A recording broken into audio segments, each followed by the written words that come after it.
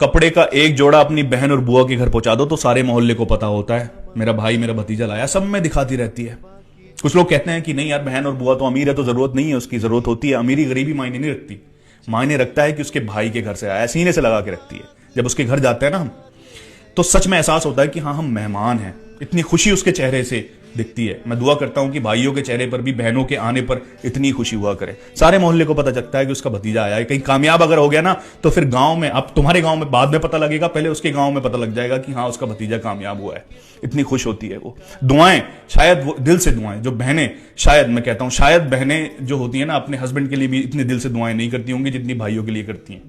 तो फिर क्यों हमारे चेहरों पर इतनी खुशी नहीं होती? बुआ ऐसी, बहन ऐसी, वो आ गई तो बोझ लगने लगती है। बोझ किस बात की? अरे जिस हिस्से में तुम रह रहे हो ना, जो तुम्हारे बाप का हिस्सा है, उसमें उस बुआ का, उस बहन का भी हिस्सा है जो माफ करके गई है। तो कोई एहसान नहीं कर रहे हो। जिस घर में तुम रह रहे हो उसका कोना कोना उसने अपने हाथों से संवारा होता है। तो फिर बहन पर, बुआ पर, एक त्योहार पर अगर उसे कपड़े का जोड़ा भेज रहे हो तो एहसान नहीं कर रहे। उसके आने पर अगर खुश हो रहे हो तब भी एहसान नहीं कर रहे, क्योंकि उसका हक बनता है, उसका घर है ये। कुछ लोगों ने बना लिया कि बुआ आती है, बहन आती है, ये लेकर जाती है, वो जाती है। कुछ नहीं लेकर जाती। जब वो आती है तो रहमत लेकर जाती है, और जब जाती है तो कितने सारे बवाल और बलाएं तुम्हारी लेकर चली जाती है तुम्हारे घर से। हर एक बाप का और भाई का यह हक बनता है कि बहन की बेटी के सर पे हाथ रखा रहे, और उसे एहसास ना होने दे कि जिस घर के कोने कोने में बड़े होकर वो उसे जिससे छोड़कर गई है वो छूटा नहीं है। वो घर उसका अभी भी है, और जब चाहे जब आ सकती है, और हर बार आने पर इतनी ही खुशी होगी। कपड़े का एक जोड़ा अपनी बहन और बुआ के घर पहुंचा दो तो सारे मोहल्ले को पता होता है मेरा भाई मेरा भतीजा लाया।